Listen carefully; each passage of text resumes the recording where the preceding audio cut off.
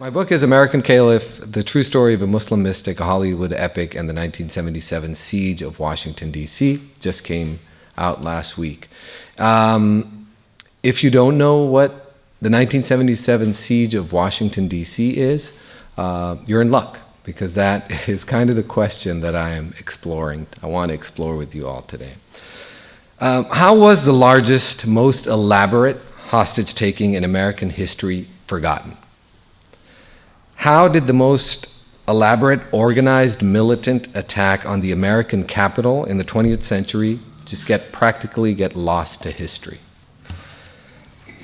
So for the past 7 years, I've worked on this book. I've been asked some version of this question countless times, and I really mean countless.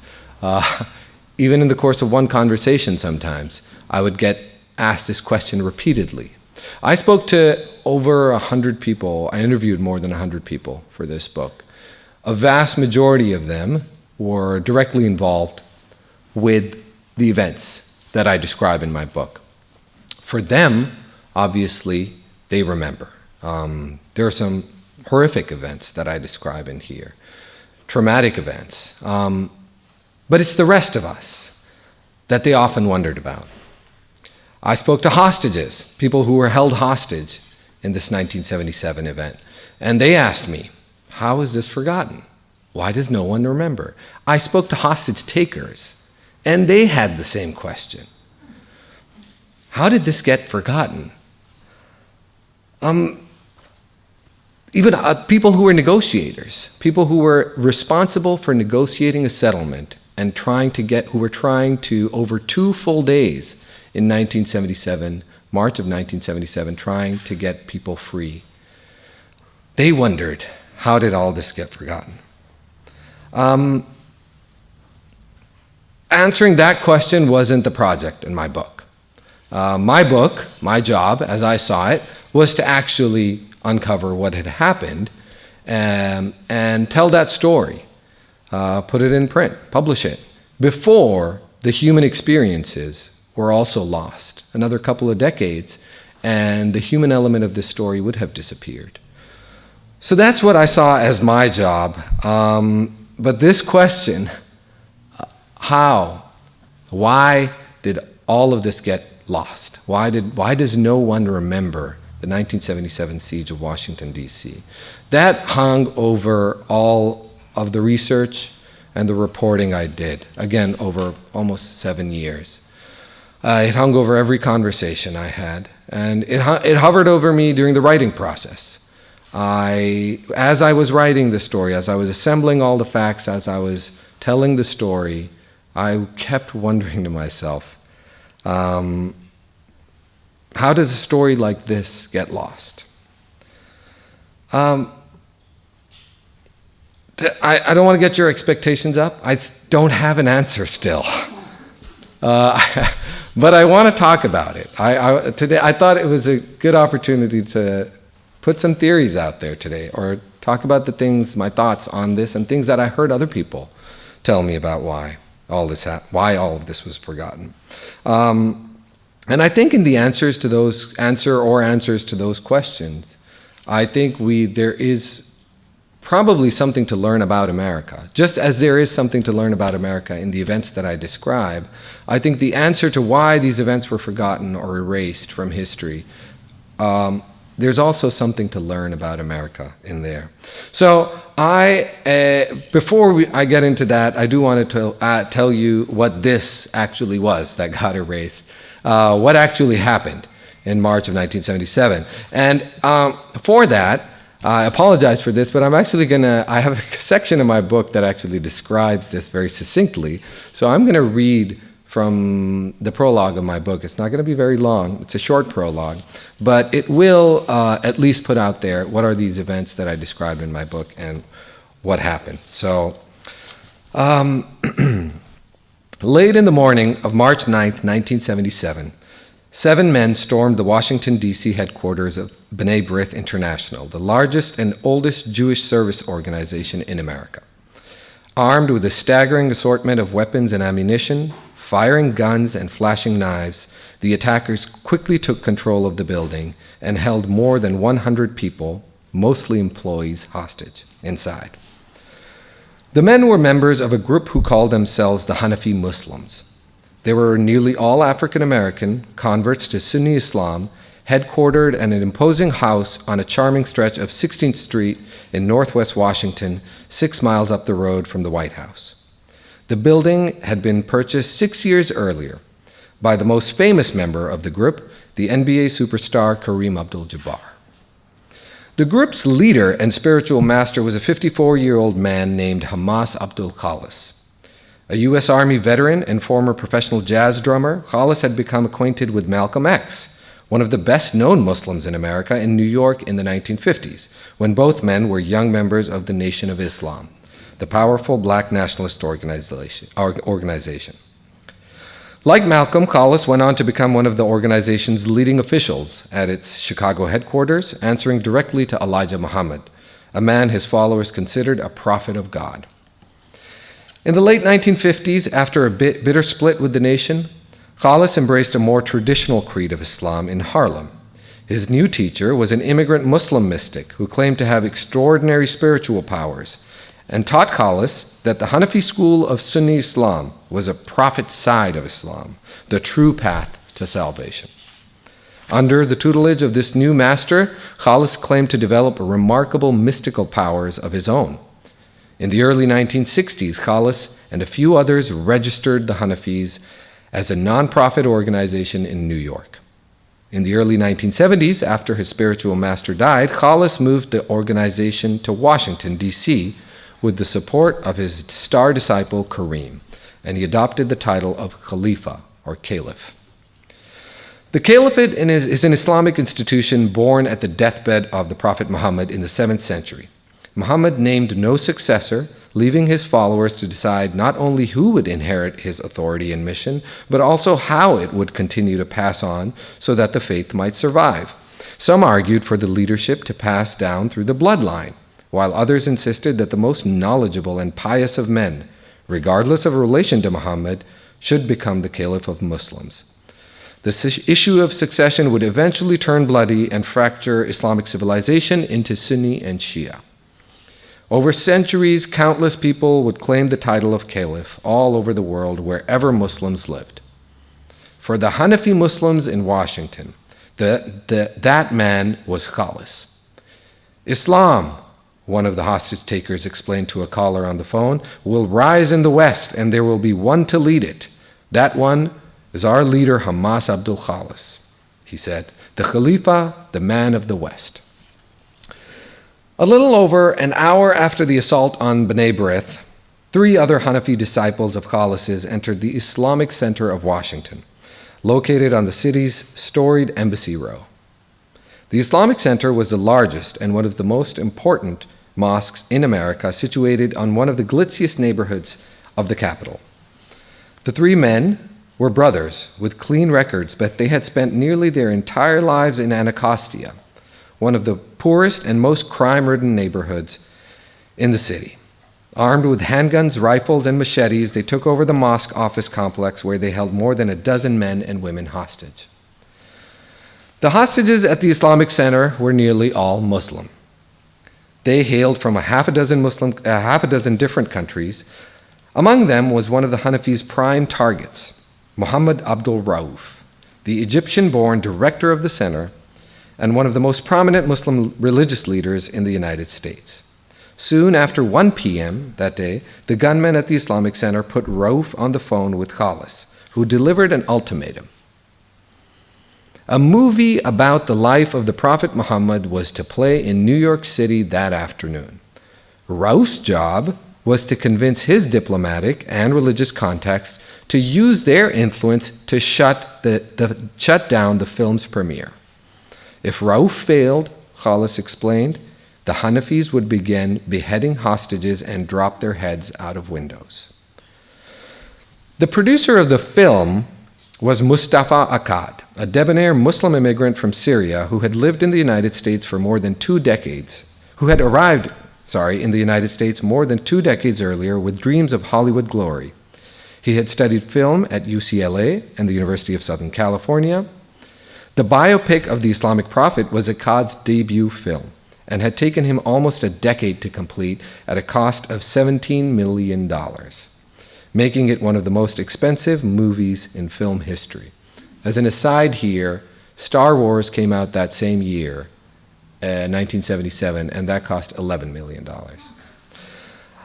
The project had invited controversy throughout the previous decade. Many influential Muslim groups and powerful religious and political leaders in Asia, Africa, and Europe had been campaigning against its production and release because in Muslim societies, depicting the Islamic prophet has been a widely accepted taboo for 1,000 years. The film had already sparked riots in several countries and opened up fissures between nations and world leaders. Akkad was able to complete the project only after Muammar Gaddafi, the renegade military ruler of Libya, offered Akkad sanctuary and bankrolled his project with money from state coffers. As the film began playing at the Rivoli Theater in Manhattan at 2 p.m. that day, and as police in Washington and New York scrambled to halt the screening, 2 other Hanafi Muslims entered the District Building in downtown Washington, a few hundred yards from the White House. With weapons concealed under their clothing, they marched up to the 5th floor of the building, where the mayor of Washington and all of the district's legislators had their offices. A firefight broke out between the Hanafis and security. One guard was shot in the head and rushed to the hospital. A news reporter lay dead on the cold, cracked marble floor.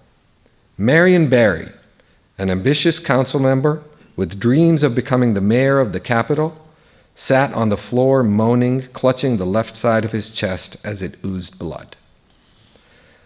By 3 o'clock, almost 4 hours after the Hanafis began their assault, downtown Washington, D.C. had ground to a halt. Courts and city offices were evacuated, all the monuments were closed to visitors, and congressional and city officials moved around the city under heavy guard. Some synagogues and Jewish schools in the district closed for the day. Snipers from the police department and the FBI took positions on rooftops all over downtown Washington, while ambulances and squad cars raced down the streets blaring their sirens. The American Capitol looked and felt like it was under attack. I'll read a little bit more. President Jimmy Carter had been in office for fewer than 50 days.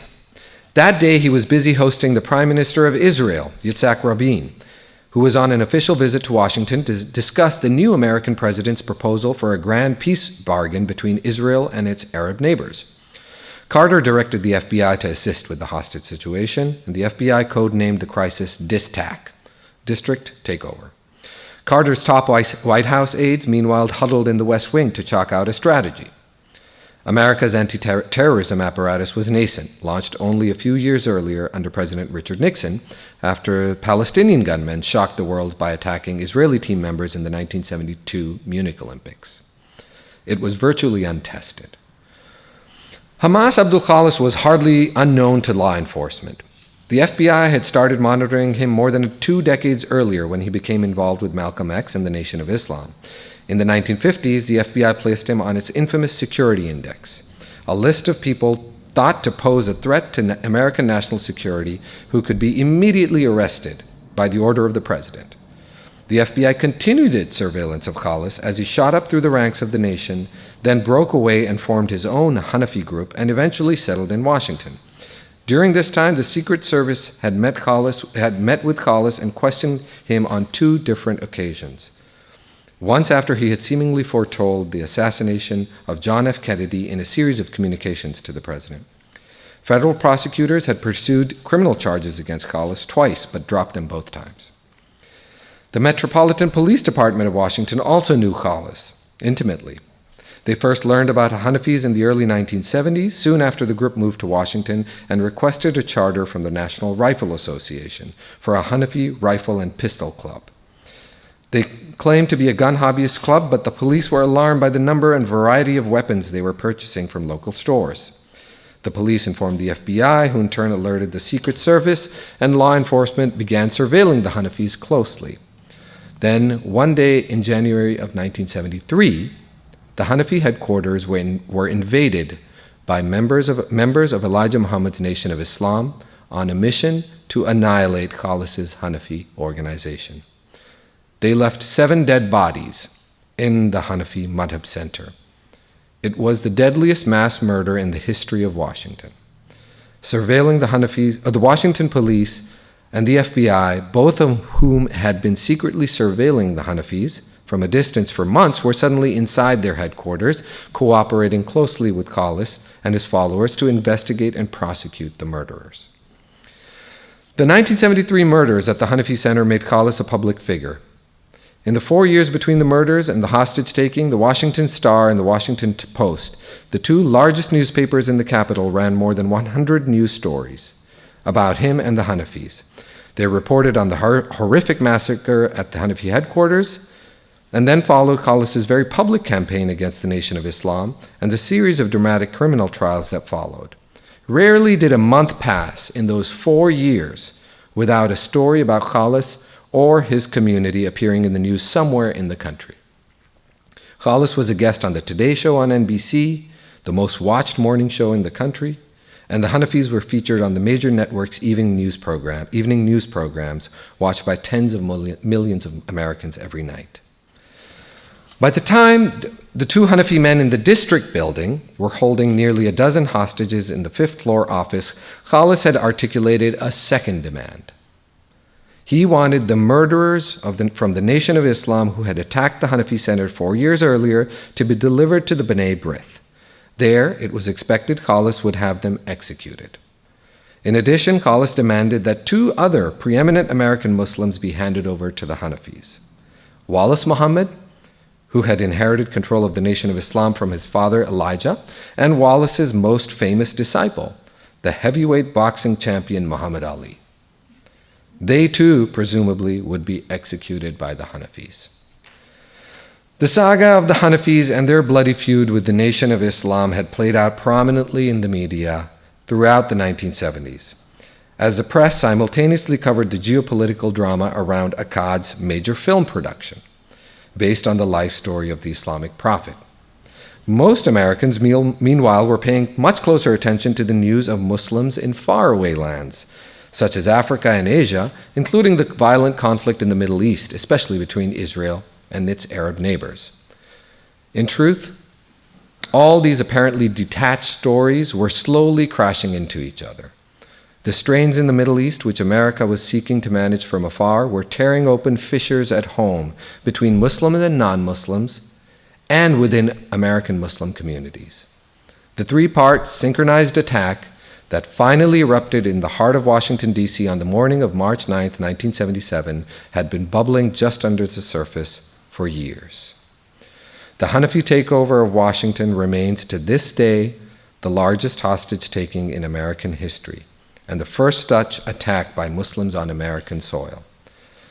The attack, which had been planned and executed by Americans right under the nose of American law enforcement, found the nation's capital stumped. To pacify the situation, the hostage negotiators in Washington, who represented all levels of law enforcement and nearly every federal security and spy agency, needed to act quickly but carefully. The lives of nearly 150 hostages depended on it. To save them, the negotiators needed to understand how a biopic of the Islamic prophet, directed by a Syrian-American immigrant in Hollywood, was tied to the massacre at the Hanafi Madhab Center by a rival African-American Muslim group, and how all of this was bound by America's intricate and aggressive Cold War maneuverings in the Middle East. I'll stop there. Unforgettable, right? It's remarkable when you learn about the basics. This is just the prologue, like I said, this is the first few pages, not even the whole prologue. But I'll just fast forward to the end just so you know a little bit about how the story unfolds. To cut a very long story, 384-page story short, the hostage crisis was eventually resolved. President Carter was involved. Every 3-letter agency was involved. The military was on standby to attack a building or to enter a building and save hostages. But it was when ambassadors from 3 Muslim countries, Egypt, Iran, and Pakistan, offered their services to the negotiators, that's when things really started to look up, finally on the end of the second day. They offered, late on the second night, they walked unarmed into the B'nai B'rith to come face to face with Caliph. They entered the building where the hostages were being held and began negotiating. This epic negotiation that went on for hours early into the morning, it was successful. It's crazy, but he did let them go. He let all the hostages go. What's even crazier is that part of the deal Caliph struck in letting the hostages go was to secure his own freedom. So that night, early morning of March 11th, Caliph walked out, released the hostages, and was back in his own home and slept in his bed before many of his hostages had ever even reached home. What's even crazier, it was another month or so of a cat and mouse game between law enforcement and Caliph before the story finally ends. Caliph was eventually captured, or tried and convicted. It really is an extraordinary story, and I feel very privileged and lucky to have had the opportunity to research this and report it and tell it. But now to the question, how does something like this get forgotten? In the years that I have been working on this book, I've heard many theories about why this was forgotten. And I want to share a few with you today, not an exhaustive list, but maybe 4. And when I finish, maybe I'd be interested in discussing any others that might come to your mind, or I'm happy to also talk about the book. So I hope we'll have time for questions, and I'd be happy to talk more. All right, theory number 1. Theory number 1 is something that was an obvious one to go for, that it wasn't covered widely enough. And when it happened, it was a local story and never really became a national one. It's true. This was a breaking news event. Most of at least the hostage taking was a breaking news event. And breaking news was a very different thing at that time. What was breaking? Where do we follow breaking news? We go to cable television. We go to 24-hour news channels. Now we go to the internet. We go to Twitter. None of these things existed, obviously. Radio existed, but it was, by its nature, limited and local. Newspapers gave you the news at the beginning of the morning of what had happened in the previous day. The only real national news that existed in the 70s, at 1977, was the evening news broadcasts on the 3 big networks, on NBC Evening News, CBS, and ABC Evening News. And the morning newspapers obviously weren't breaking news. And I quickly found out that I went to the archives, and the Hanafi takeover of Washington, the siege of Washington of 1977, was wall-to-wall coverage on the evening news on that first evening. March 9th, the evening of March 9th, NBC Evening News, ABC, and CBS. Walter Cronkite was at CBS. Barbara Walter was anchoring ABC. They dedicated, it was a 20-plus minute broadcast, still is, and they all dedicated a majority of their broadcast to what had occurred in Washington that day.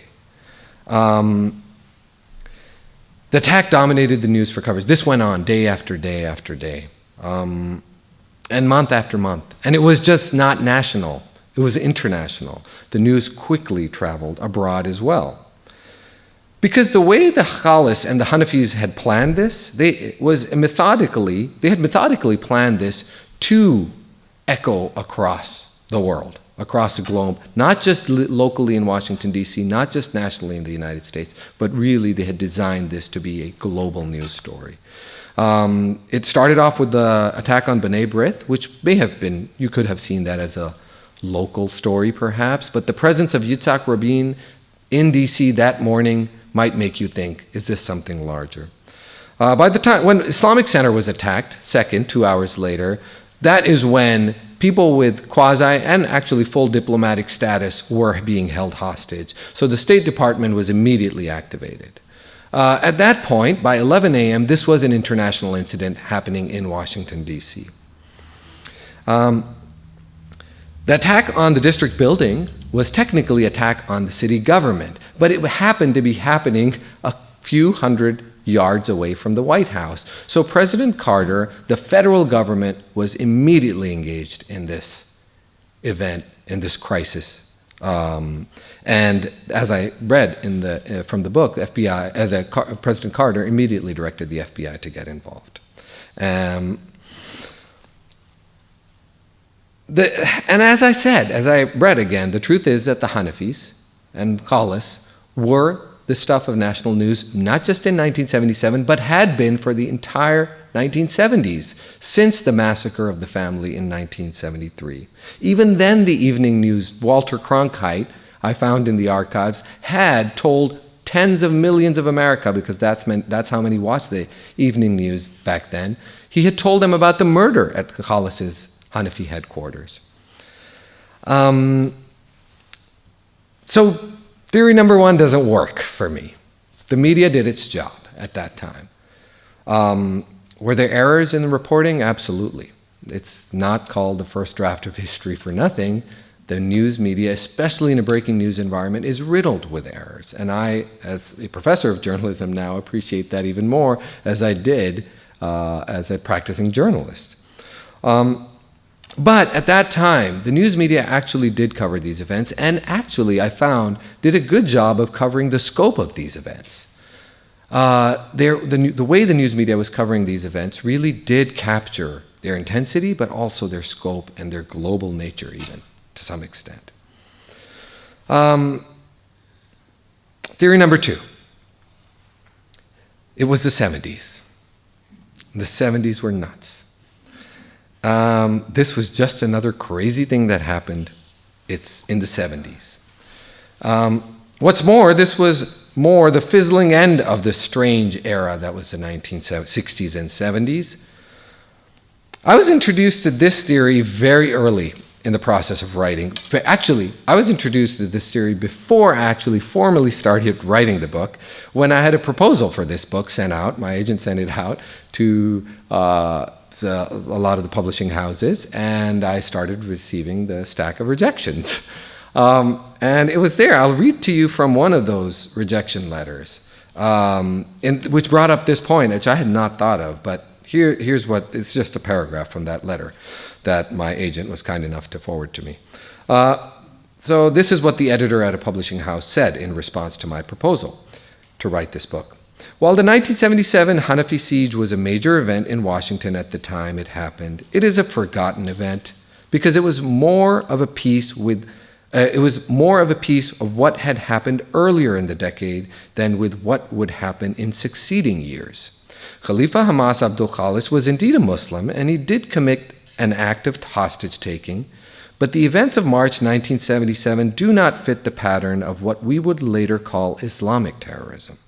Khalis was an African-American convert to Islam, heavily influenced by Elijah Muhammad and the Nation of Islam, though he later broke with them, and his grievances have more of the air of the radical 1960s than the jihadist 2000s. I thought it was an interesting idea, and to be honest, it bothered me a little bit. Because as a journalist, I was concerned. As a journalist, I'm concerned with the now. It's the kind of that I'm hardwired now to care about what's happening now. It's the news.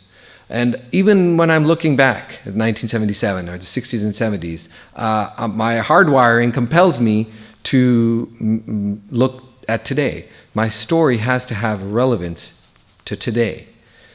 And this critique was telling me that my story is actually facing the wrong direction. It's facing backwards. But this too, I found to be not to ring true, after all. The 1977 siege, the way I found it to be at the end of this in the book, is not really necessarily looking backwards at all.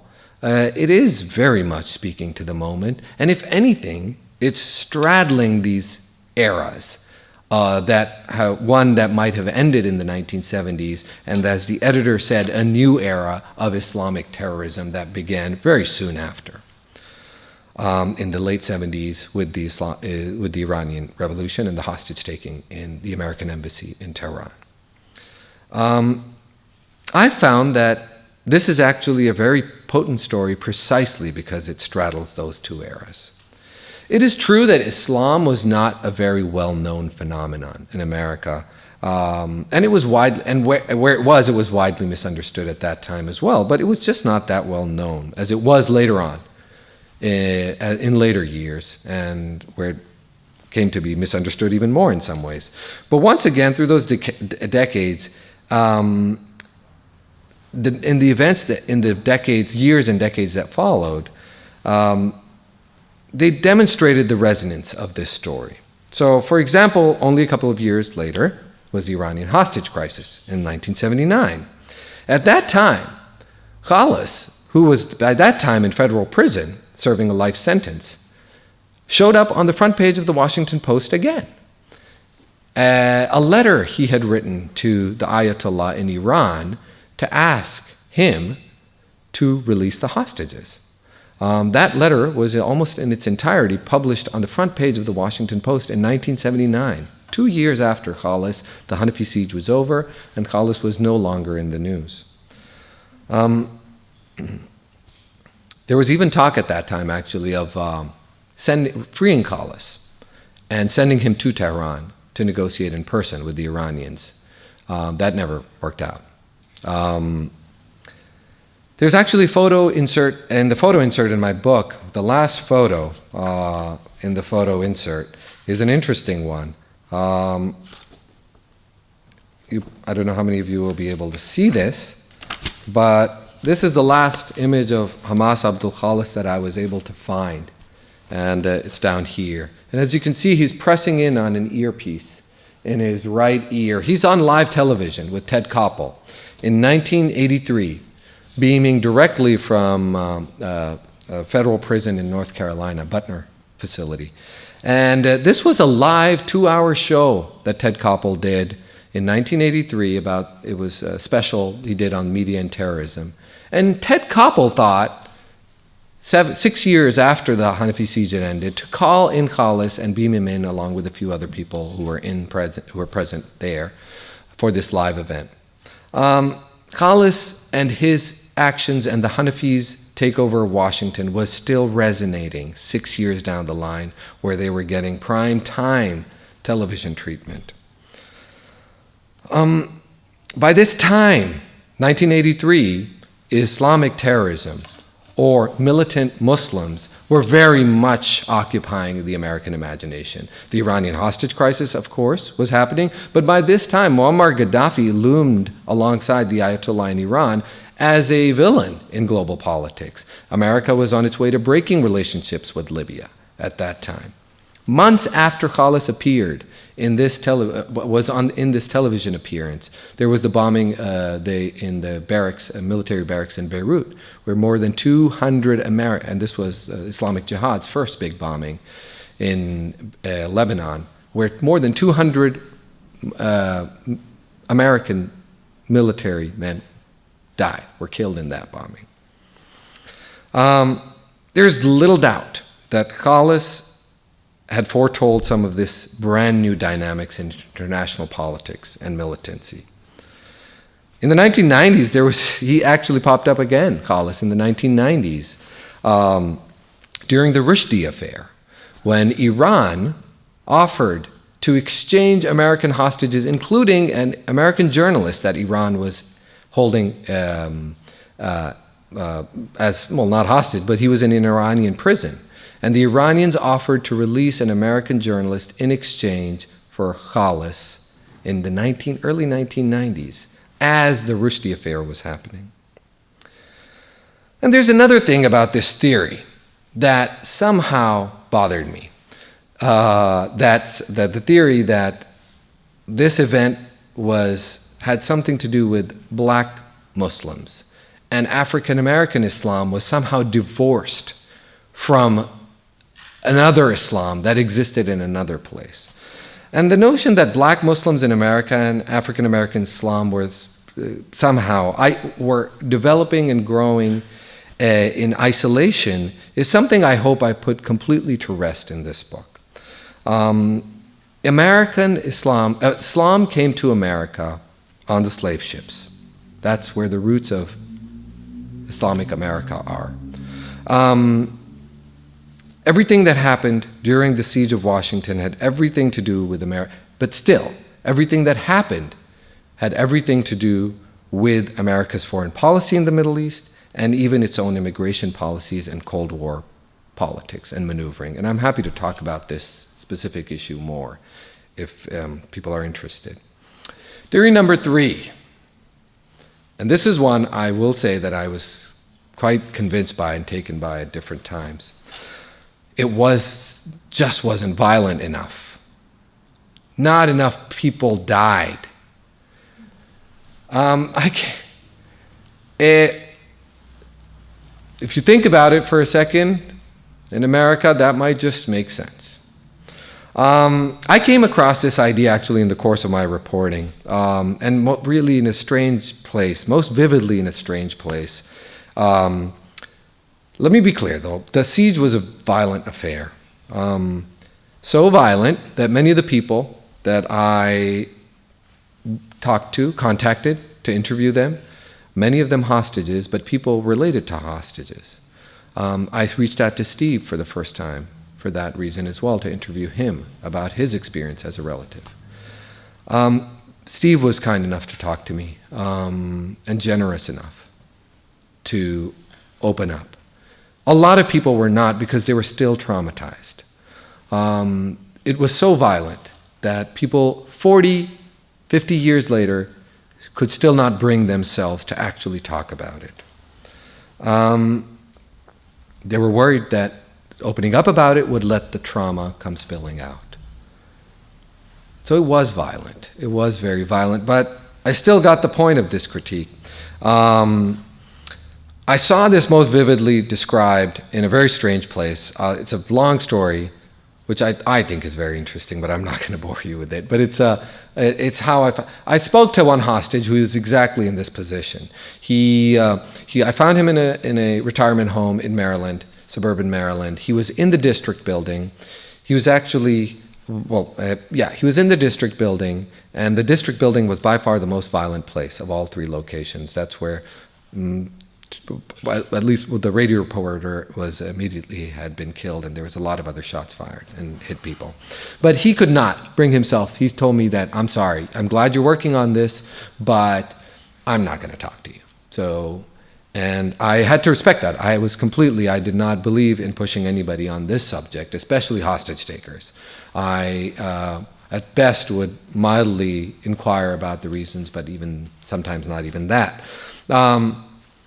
But before he hung up, he told me, just kind of said it at the end. He said, you know what, though, before I let you go, in the weeks after the hostage taking, I tried to write a book about this. And I wrote a whole proposal up, and I even got an agent. And they shopped the book around for months, and nobody picked up on it. And I don't know what happened to it. I got a paycheck, but the book never got published. No magazine piece ever got published. Nothing came of it. And in my journalist mind, I thought, where's your proposal? Because I'll read that. The stuff you wrote in the days and weeks after it happened, that's where it is. And he told me he had no idea. I'm going to end up talking about this, I guess, but I'll try to keep it short. But he did tell me he remembers the name of his agent. And I said, all right, that's good enough for me. I found out the agent had died years earlier, and the agency had closed. But it was a prominent agency. Long story short, I was able to find the proposal. Thank you. I was able to find the proposal, but it wasn't just a proposal, which was very valuable for me because it was minute by minute, hour by hour, with timestamps, what had happened in the district building. It was by far the cleanest description I had seen of what had happened in the district building, written by somebody who's actually he was a press secretary, so he was a journalist of his own, so he kept excellent notes. But along with that proposal, what I found was interesting. It was all the paperwork of the agent that had dealt with this proposal, which meant all the communication that had gone back between the agent and editors who she was trying to pitch to publish this story was all in that file that I found. And it was fascinating. I found out all the different reasons that editors in publishing houses were passing on this book. And there was a lot of reasons. Some convincing, some were not that convincing. A lot of people a lot of editors at publishing houses and magazines talked about the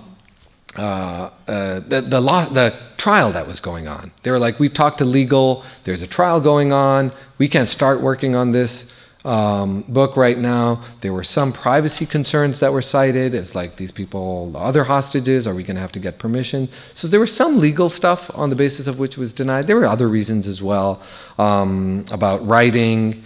Norman Mailer was referenced. I don't know why. But there was one rejection, which was just blunt, but from one editor. And it was after several queries, I think, from the agent. The editor just said, listen, one person died. It's over. And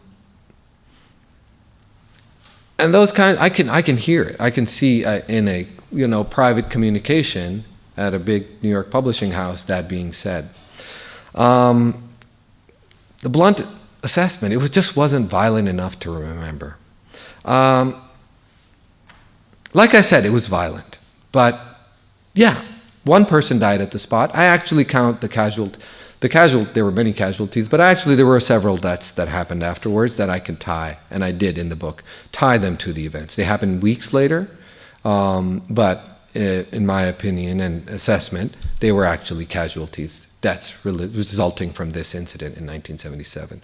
But I do have to agree that more bloodshed might have resulted in a better national memory.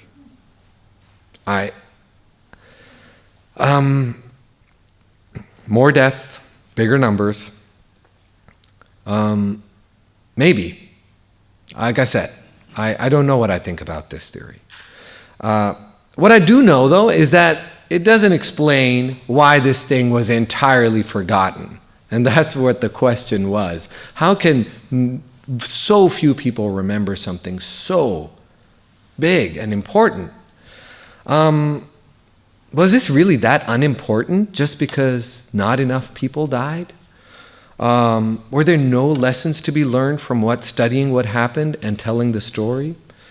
I'm not too sure about that. And you know what? When I think about this story, I do also wonder about January 6th, 2021. How many people died? A handful. Very similar, actually. Maybe a couple in the incident, and then we can trace a few more deaths. Handful. To the weeks later. But I don't know where the total is on the January 6th death casualty, but I think it's single digits. I think 5, 6 maybe. Will someone really write a book about January 6, 2021, 40 years from now, 50 years, 40 years from now, and people will react by saying, what? January 6? Tell me more. I've never heard about it. How have I never heard about that? Somehow I doubt that would be our response to January 6th. I'm not comparing the two situations, but they are comparable. It's Washington, D.C. It's a coordinated attack, perhaps in this case much more coordinated, and in some cases much more international and global than the January 6, 2021 attack. But I suspect that the few casualties of January 6, 2021 will not land it out of memory. There's one final theory. This is the last one, and I will show my hand. I think I'm most convinced by this theory, especially after working on this book for many years. Final theory This story was too complex in some ways. It's too layered, it's too nuanced, it's too rich. I think we like our national stories, episodes, memorable episodes. We like them to be violent. The violence does kind of sear itself into our memory. But we also like them to be simple in some ways. We like our traumas to be the ones where we can clearly point to ourselves and see good in ourselves, and point at something else and see it as wrong, as bad, as evil. I could tell you, having written this story, that nothing in this story lends itself to this kind of assessment. In this case, the Hanafis pose a real challenge because they were all American. They were Muslim, but they were American. None of these men, 12 men who carried this attack out in 1977, had really left the country ever for any meaningful period. Caliph was the only one who had, and he had gone on a jazz tour in the 1940s and toured Europe with his jazz band. They were all American. They were all black men descended from slaves. They were American. They were as American as it can get. And like I said earlier, they were all Muslims, but Islam in this case was as American as well as any religion can get. And I think January 6th, again, is a good example or a comparison, because that's an incident where we are trying to do that just now, where we are trying to decide who are the good guys and who are the bad guys. And we are succeeding. I think we are able to do that. We are able to identify the good camps and the bad camps in January 6th quite easily, at least in our imagination. Towards the end of the book, I quote from, I got a hold of all the court records and the transcripts, luckily. And so I was able to, those were very valuable records for me. But towards the end of the book, I quote from those transcripts. I quote from them throughout, but towards the end, I quote from the moment when the jury is ready and pronounces a guilty verdict against the 12 Hanafis and sentences them to life in prison for all of them. Very long sentences. And I realized, reading those transcripts, that as the jury members were pronouncing these verdicts against these militants who had shocked Washington and taken over and hurt many people, jury members were crying. And the judge spoke to them, and he said something to the effect of, actually I could read you that passage, what the judge said. I think it's worth reading because he addressed it in the transcript.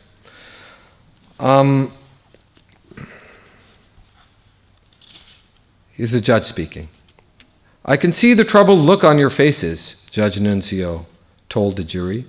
"Many of you are crying," he observed. "You will leave here crying. But if you weren't crying, it would bother me. I would worry about the system." That's what he said. It was lengthier than that, but that's the part I quoted in the book. The Hanafis, Caliph, had traumatized the country, but no one in that courtroom, not the jury, jury members, not the judge, were ready to pretend like it was a simple decision and that these men deserved the prison sentences they were getting necessarily. They had suffered.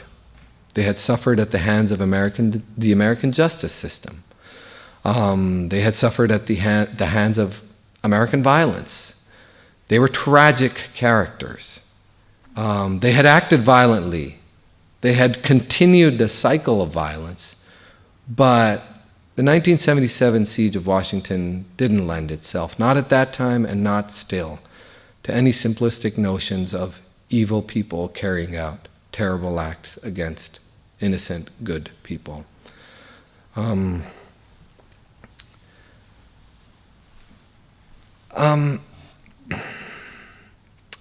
And finally,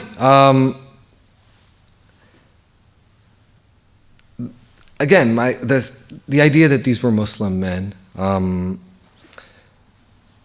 didn't lend itself to any such interpretation either.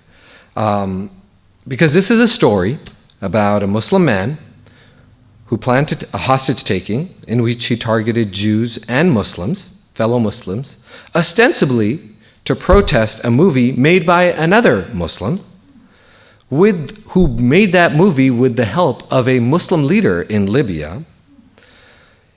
And he did all of this truly because of his feud with yet another Muslim organization in America.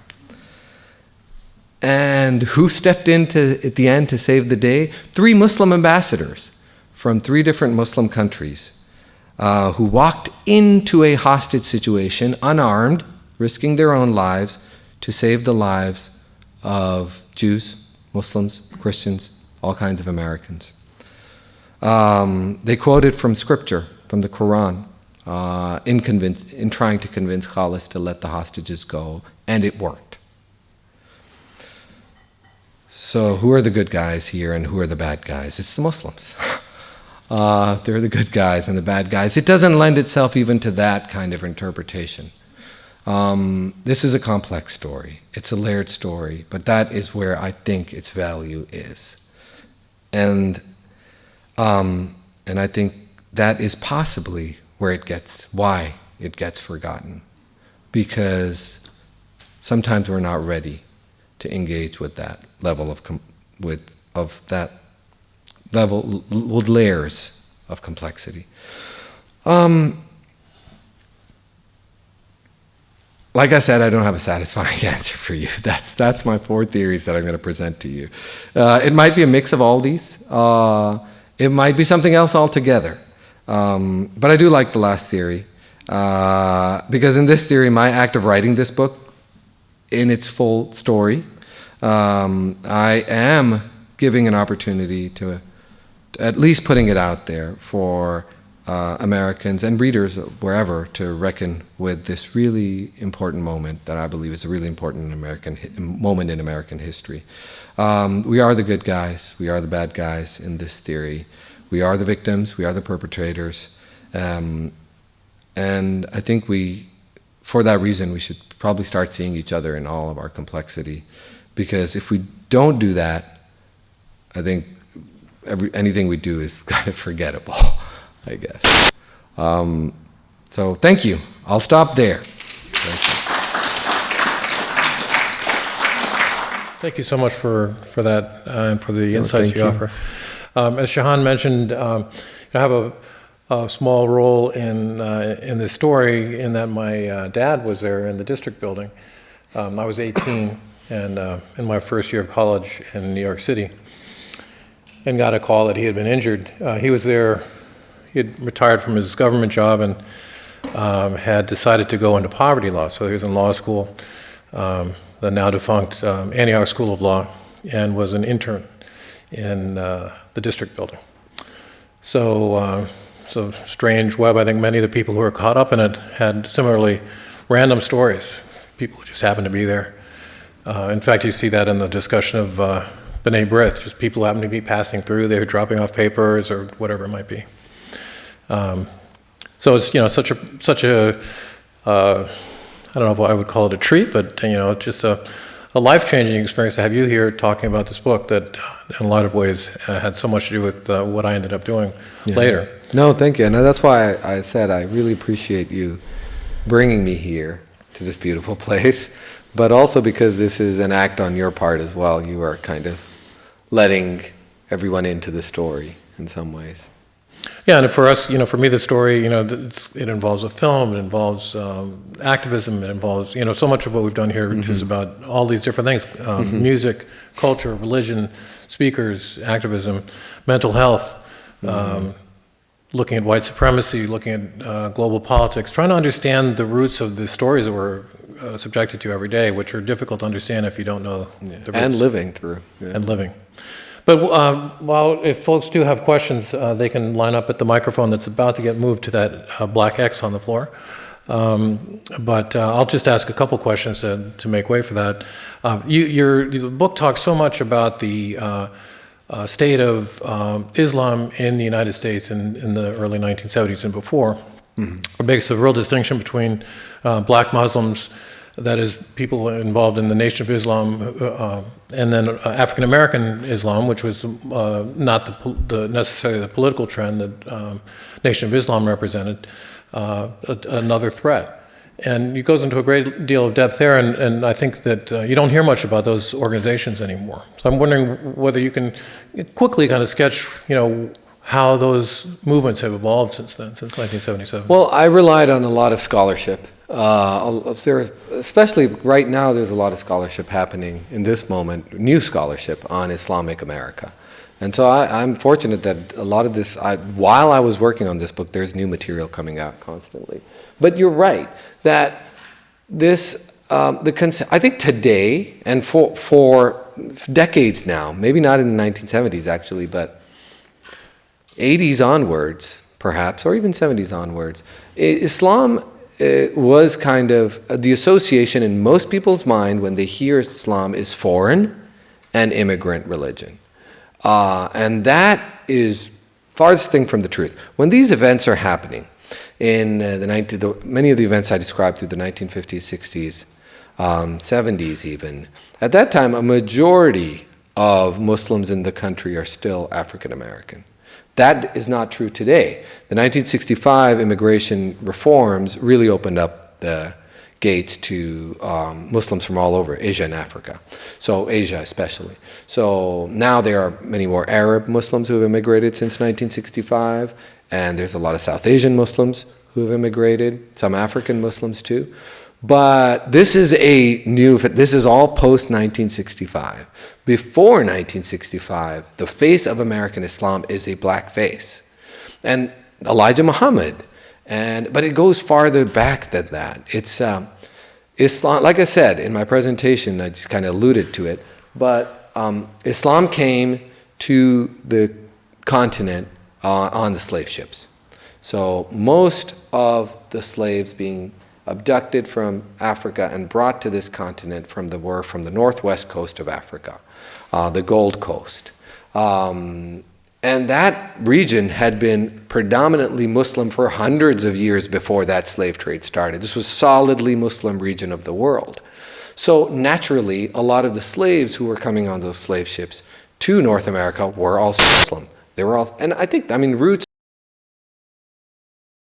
is when Roots is broadcast. And America, I think in 1977, months before this happens, January, I think Roots aired. And it was the Roots, obviously the novel or the book had come out earlier, but the television show, which was a phenomenon, that was the first time I think this idea entered into the popular American imagination that the slaves practiced Islam. Because Kunta Kinte spoke of Allah, he prayed. He was a Muslim character. So there's that is the truth of it, is that Islam can be traced. That is where you have to trace the story of American Islam, which I do in broad strokes in the book too.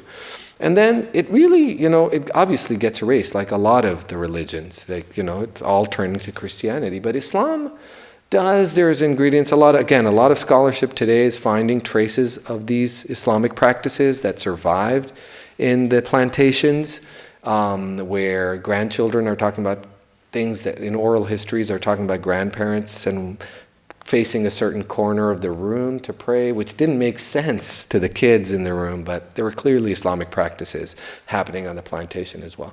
But the revival really happens in the 20th century.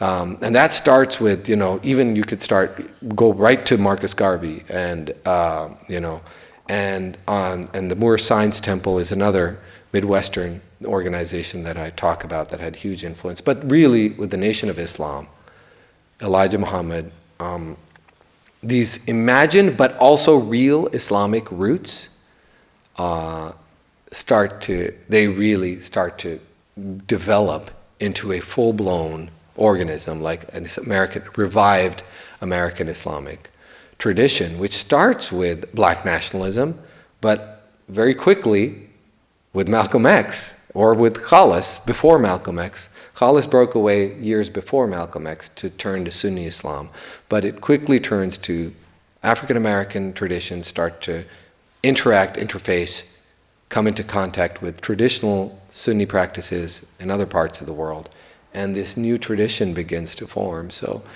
it's a really rich history. Again, I'm not an expert. It's just based on the scholarship I read, and my interest was to see how my characters were being molded or being directed under the force of this history. But it's a really important part of the book because it is called American Caliph. It was competing, the American Caliph in its essence, the book is about the competing claims to Muslim leadership that were happening in America by different individuals. Khalis being one of them. But there were a lot of other individuals who were trying to lay claim to this. Malcolm X was another one, and he was killed for this. And in my book, I make a very solid case, I think, that Malcolm X was murdered because he had made the right contacts in the Middle East. And that's why he was assassinated. So yes, this is an important and central question of my book is Islamic leadership. I think we have a question, sorry. Oh yeah, this is. Thank you. Thank you. I look forward to reading the book at some point. I was curious about a couple things. One, I really want to know what Muammar Gaddafi's interest in producing this film on the life of the Prophet was. If this is like a personal thing or some sort of larger geopolitical soft diplomacy thing, which seems like maybe not the best diplomatic move. So I'm curious about that, for one thing. Mm-hmm.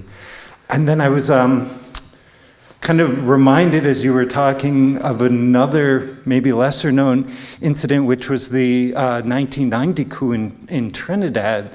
Again, a hostage taking where they take over the government for several days, shoot the prime minister, wounding the prime minister. He eventually, negotiates his own release very similarly. Mm. And this is another case of like a black America's born convert to Islam, sort of interacting and taking on in this moment of like sort of rising jihadi violence in the Middle East, taking on like a different sort of flavor of that. So I was thinking about that. Yeah, no, I can answer the Gaddafi question.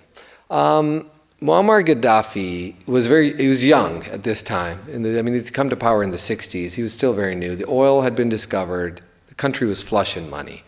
There was a domestic project he had embarked on, which was to just kind of get Libya just infrastructure development. But he did have a side project, which was a huge side project, which was to raise hell everywhere else.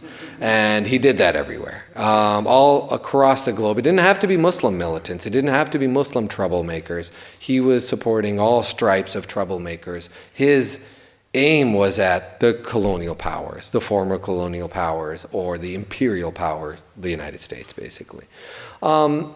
Gaddafi's, so that was Gaddafi's thing, which is why Gaddafi was, while I talk about Gaddafi's support of the movie, and I can talk about that, Gaddafi was also solidly supporting the Nation of Islam. The Nation of Islam had received millions of dollars. Actually, the Nation of Islam headquarters, I describe in the book, was purchased with a loan from Gaddafi, which is something that was really upset Khalis. And was one of the reasons I traced, the earlier reasons why Khalis becomes very angry with Muslim leaders abroad. He attacks the Islamic Center for a reason. He's upset at the Muslim world as well. But yes, Gaddafi. The Akkad's production, the Hollywood film, that was Gaddafi actually, the Libyan, through its ministry of culture or something, Libya was a sponsor initially, along with several other Middle Eastern governments and individuals. There were private individuals in the Middle, Arabs, who were funding this film project. When Akkad, you should read the book.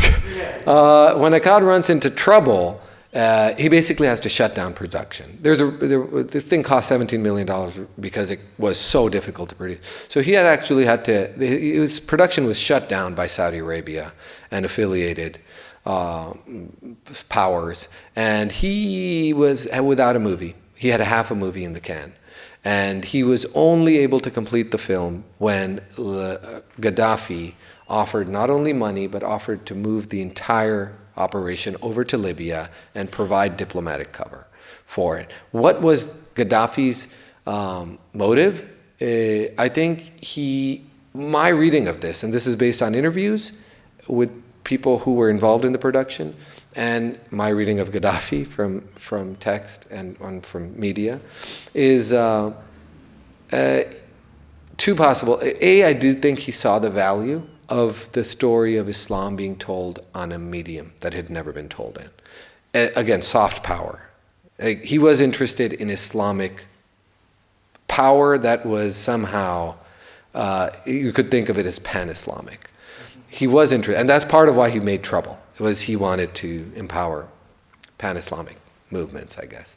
But the other part of it was, I think that might have been it. But I think there was also an element of regional geopolitics. Saudi Arabia, Egypt, and Libya at this time. Saudi Arabia and Egypt were in a real rivalry at this moment. And that's something that African American Muslims are really exploiting and involved in. So Akkad is not the only one who goes to Gaddafi, like the African American Muslim Nation of Islam is going to Gaddafi. Malcolm X is traveling through these capitals to Saudi Arabia, to Egypt, and I demonstrate in the book how Muslim Americans, especially black Muslim Americans, are really playing the field. And I think, to answer your question, I think Gaddafi might also have been playing it might have been his play in America. Film and see where he can take this Hollywood thing. How far is this Hollywood thing? He could have been a producer if this had taken off. He would have just started producing Hollywood movies. So I don't know if that's a satisfying answer, but I think those are my thoughts, theories, I guess.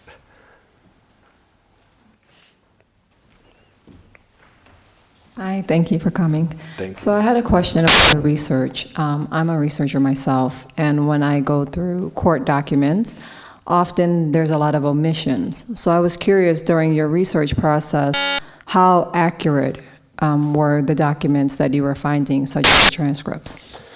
That's a very good researcher question. There were a lot of records I was dealing with. There were court records, like you said, and a lot of them were transcripts, but also filings, just like endless. I learned a lot about the law writing this book, but just, thousands of pages of, documents that get filed in the course of law. The court records are generally open and unredacted. They're public record. So those were, unless some of them were sealed. Grand jury records I never got my hands on. They were virtually impossible to get your hands on. I was able to get glimpses of them, perhaps indirectly.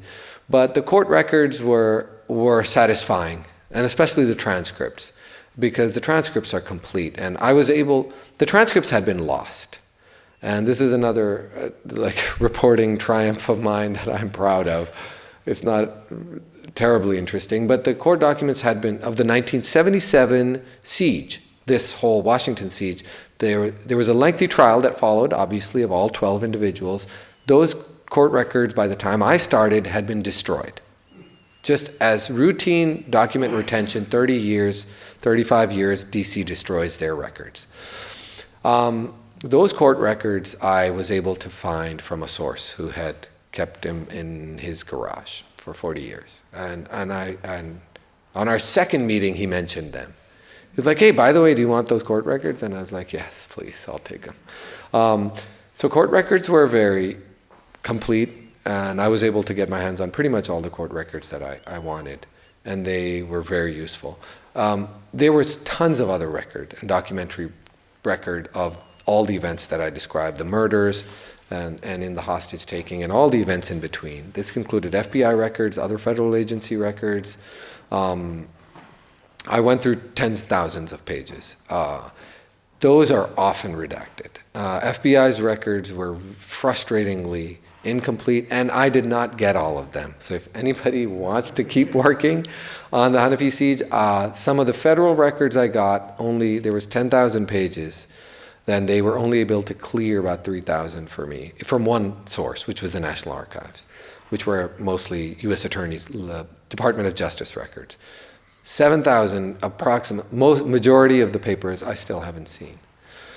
It is, I could have waited another 6 years, and I could have got those records, but at some point I had to move with what I had. So it is frustrating as well, but also satisfying, I guess.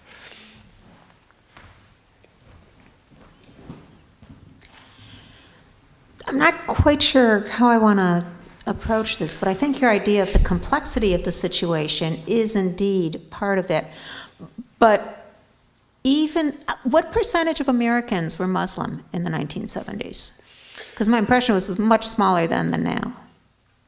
Right now, I think the official figures hover around 3 to 5%. I'm not sure. There's no good records on this, I don't think. There's no census data on this.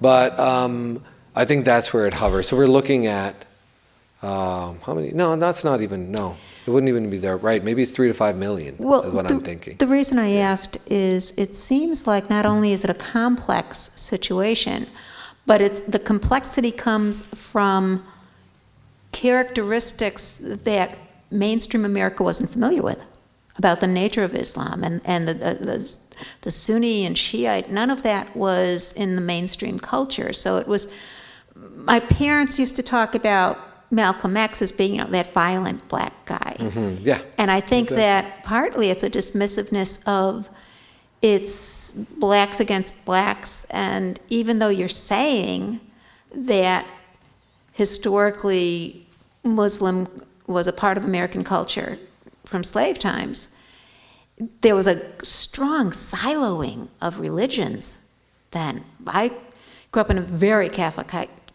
family, and I didn't even meet a Jew as far as I knew until years later. So I think that there was just there are these strange people arguing about things that don't make any sense to me, so we can just dismiss it. Does that? Yeah.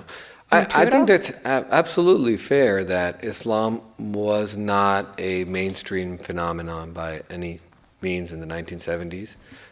And it really does enter the American imagination after the Iranian hostage crisis. I think people really marked that as the beginning of what Islam as a militant, malignant force enters the American imagination. Before that, it's not a blank slate, but you're right. It's dismissed as not American, really, or it's the thing that's happening in some black communities, so we don't need to worry about it and dismiss it that way.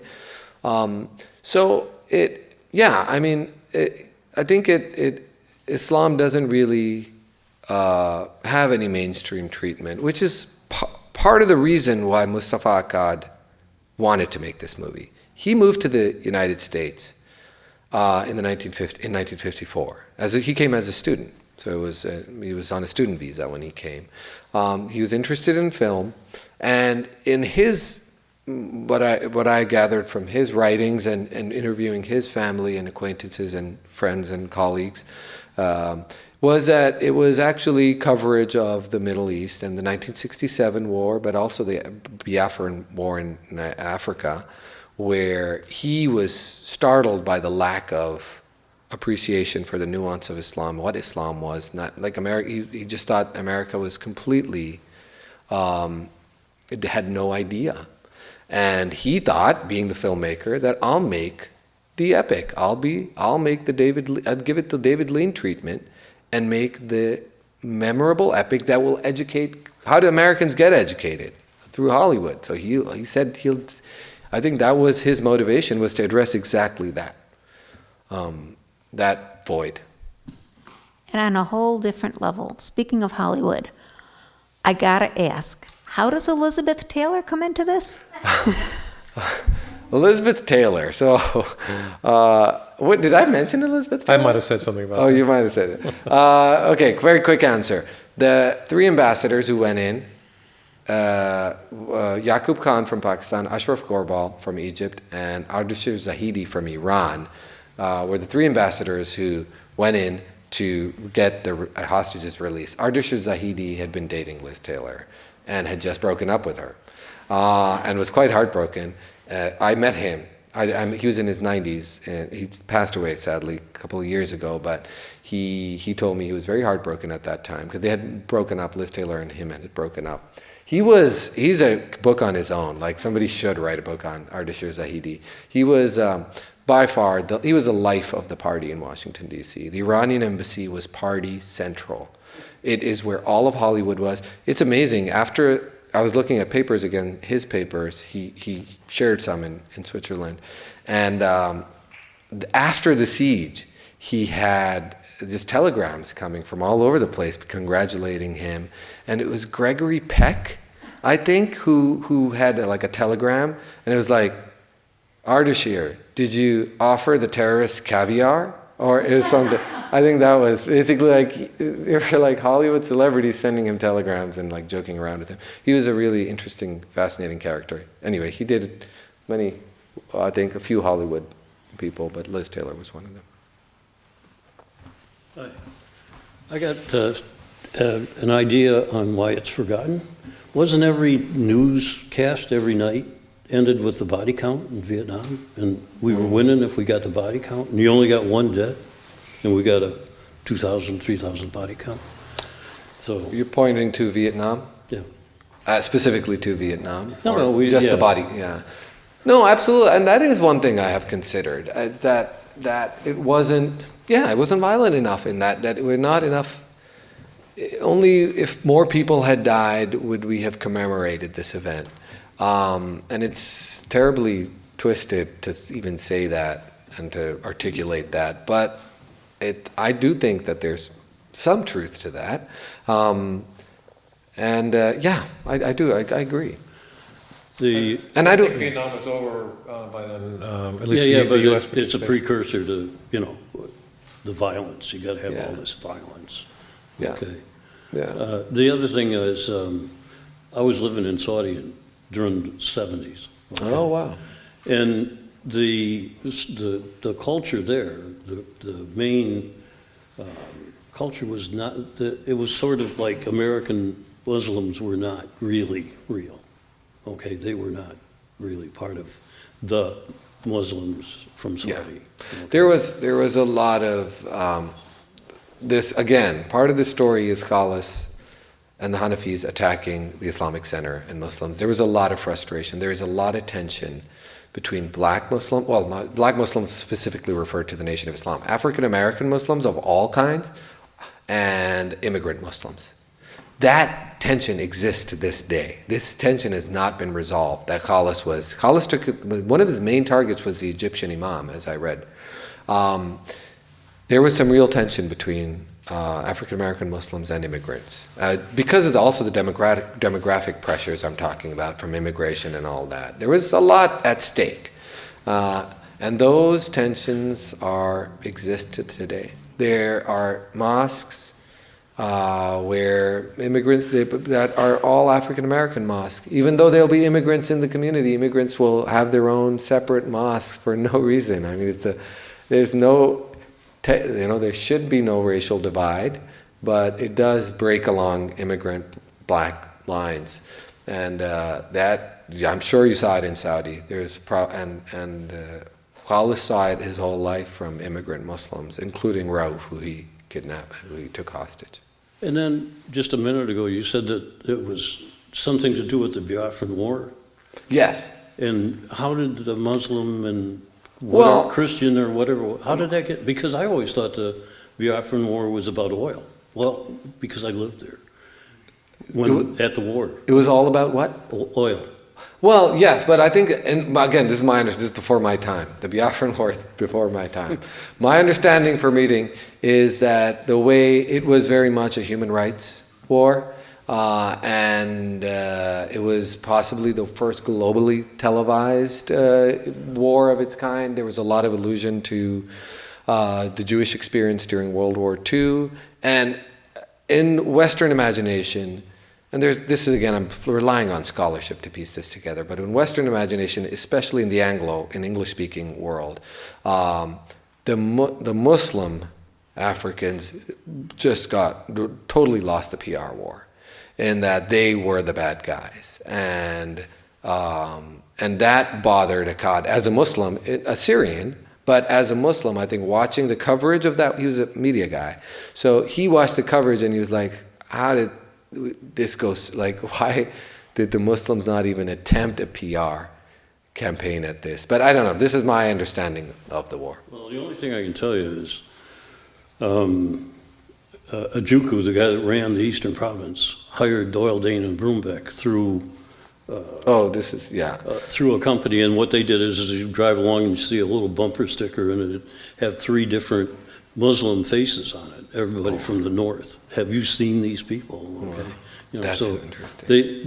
There definitely was media with it, but I never felt that it had anything really to do with religion ever, okay, because it was all about the oil in Port Harcourt.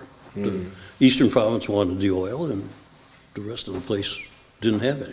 Interesting. Yeah. So, okay. Thank you.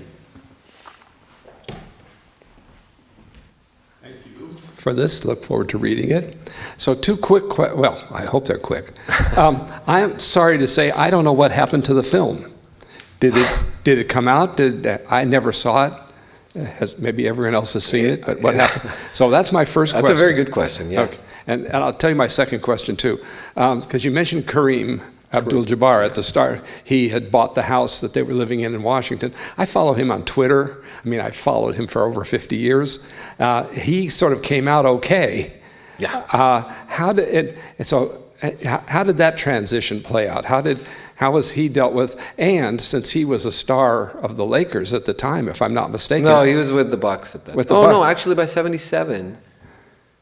I don't know. Anyway, yeah. Well, regardless. The point there is that he was actually a pretty well-known and pretty popular figure. And I'm wondering to what extent maybe he was with the Lakers. Yeah. Part of this has to do with protecting him and his legacy. That's interesting. Wow. Okay. And what was your first question? What happened to the film? The film. So yes, that's an easier one. The film was back in theaters on March 14th, 1977. Mayor Walter Washington in Washington, D.C. flipped his lid.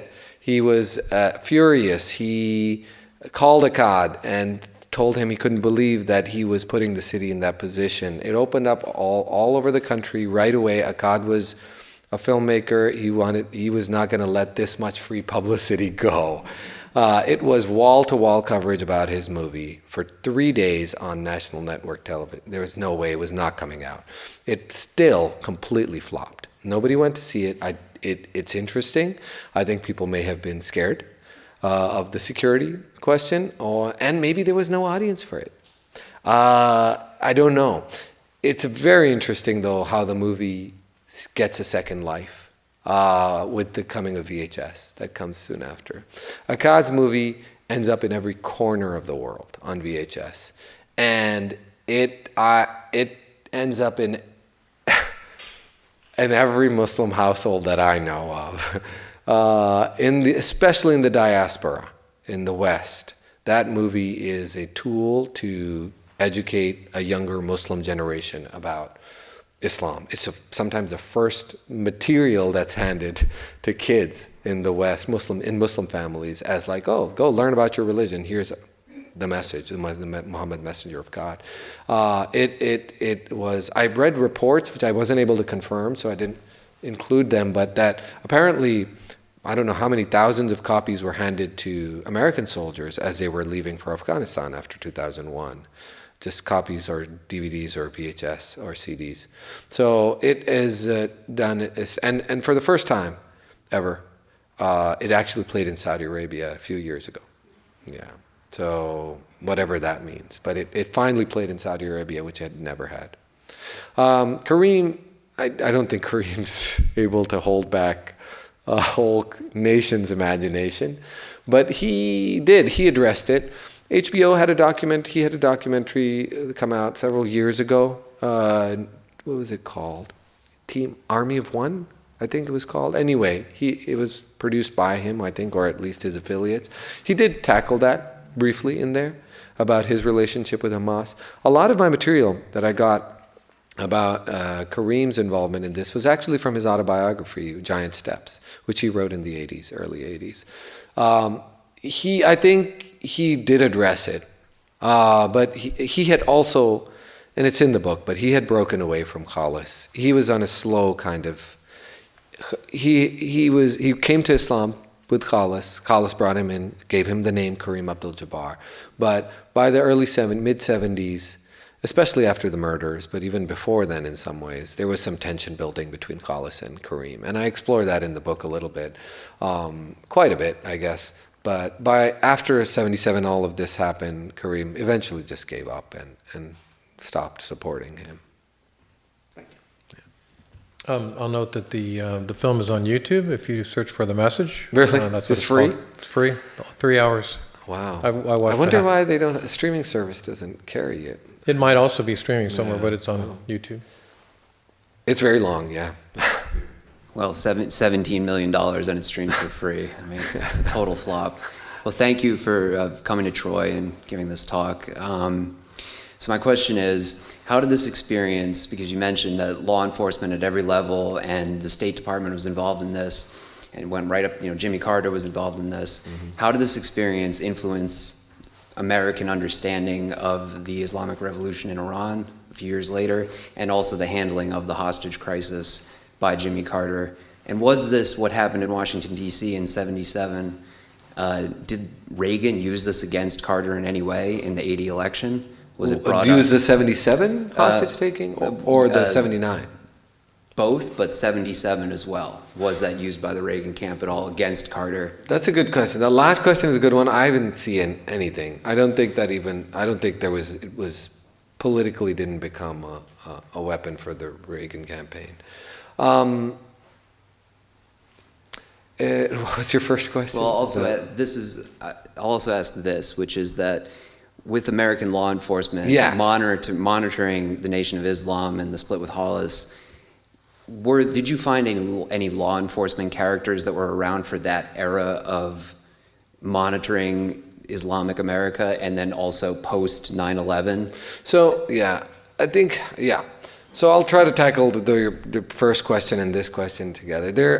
Towards the end of the book, I'm propelling forward. I do bring it. I actually bring book ends in 2010 with the Ground Zero mosque in Manhattan and Trump trying to buy that plot of land and all that. So Donald Trump's in the end, Barack Obama's there. So I do kind of bring the story at least to the 2000s. But the 1977 to 79 period is really important. After the Hanafi siege, Carter immediately revamps the entire anti-terrorism infrastructure. Munich was a wake-up call in 1973, hostage taking of Israeli athletes, but nothing really happened. America had ostensibly an anti-terrorism plan. When this incident happened, it was nothing. Nobody knew what to do, is what they found out. So after the siege of Washington, Carter creates an entirely new anti-terrorism bureaucracy, and that is the anti-terrorism bureaucracy which is the roots of our current anti-terrorism bureaucracy. In some ways, the post 9/11 bureaucracy is growing out of that basic structure, though obviously it went on steroids in all kinds of ways. But the Delta Force was created after the Hanafi siege of 1977. The Delta Force's first mission was in Iran, to send those helicopters and try to get them, which miserably failed. They all crashed, and I don't know how many helicopters crashed in Iran. But Delta Force, that military anti-terrorism force, was created after the Hanafi siege. There are specific characters, to answer your question, who were involved in who were in the negotiating room for those 2 days. All of them are in there. And this one happened. He was an intelligence asset. He was in the room helping negotiate with Khalis without saying anything behind the scenes, who was then pulled into the Delta Force formation. So there are actually two people who were traveling this route, both intelligence agents. So absolutely, in so many ways, through so many individuals' experiences, the Hanafi hostage-taking was informing the way America started imagining threats around the world, especially terrorism as a threat, and started creating plans and infrastructure to kind of combat it. So yeah, I think it's Hanafi, the siege of 1977 is really where the American in my mind, I will say the current anti-terrorism infrastructure of America is rooted in, and through a lot of people. Thank you for that answer. And I think that while you're in the Capital District, you might know about it, but there was a 2004, I believe, case of a sting operation by the FBI for a pizza shop owners who were trying to buy a Stinger missile. I don't know, while you're in the region, if you want to read about it, No, there's Buffalo as well was huge. There was a big case in Buffalo too, I know of. Yes. Thank you for that. I don't think I'll do it this trip, but next time. I just wanted to say, I almost didn't make it. I just found out yesterday. I apologize for the tardiness. I got off of work just to run here. But I say I'm so glad I made it. This is a topic I've been studying for like years. I'm 32, so this is I've been studying since like maybe 12, 13. So I studied transnational history, but throughout, it doesn't matter what group, what party, Islam. But anyways, but the relevance to this is, as someone who was friends with all types of Muslims from all different, the Sunni, Shia, all the way to the Nation of Islam, to the nations of gods on earth. So I've seen how all these different players and incorporated and how it's impacted the entire world at the time. And to really quick, someone was mentioning the Biafra War. I've studied that war for years, and that is a very complicated war. It was one of the only wars where you had Israel, the Soviet Union, the U.S., even Cuba, they were all over the place. It made Mozambique and Angola look like child's play. But that's another interesting topic. Mm-hmm. But so I'm really fascinated because in my research, I've barely found an extensive work just on this specific subject. And I just want to say thanks for coming. I'm glad I made it. I'm definitely going to buy the book. I already ordered it from the library. But this is just fascinating stuff. This is part of my life's work. So it's great to have someone else. I'm so glad to hear that. Thank you. You so much for saying that. Like I said, I saw a gap and I tried to fill it, but it's so great to hear that, you were waiting for this gap to be filled. That's the part I don't hear about as much. Thank you. Well, I think, are there any other questions? I'll note that I would add my conspiracy theory to the reasons why. Let's hear it. I think this is just too painful for Americans to confront, to really understand it. I think that it makes no sense on a superficial level, and if you dig deep enough to find out what's behind it, not much has changed. And so if you look at intergenerational violence and mental illness and stress and poverty and racism and all the things that underlie that story, you can just look out the door here and see that very little has changed. I don't think we're ready to face it. Steve, it's really interesting that you say that, and I know we were ending, but I signed the contract for this book in 2016. Barack Obama was president. This period that I've written the book, I've seen a lot happen in America, and I wrote this book through, like I was telling you, and we were talking on the radio, but I worked on this book through George Floyd and the Black Lives Matter movement. I worked on this through the Muslim ban and Build a Wall, and I worked on this through people banging Washington, D.C. on the Supreme Court door when Brett Kavanaugh was being sworn in. Talk about rage at the justice system, right? Which Americans feel right now. Rage at Congress, rage at the complete breakdown, just complete hopelessness in the American justice system being able to deliver justice to people. That's Hollis's story. He snapped, right? That's the story, is that he snapped, and And but there was a lot of pain and suffering that he also experienced. And so I've been seeing it, looking out the window this past 6 years, 7 years, working on this book. And I have been looking at the world through this book's lens, and it's startling how much sense everything makes through this lens. So I think that's a very, thank you for saying that. I think that's important, that's sobering, but an important thought. Well, we're looking forward to your next books. Thank you so much for making Thank Troy you, part of your tour. No, thank you so much. Thank you all for coming. Thank you for coming.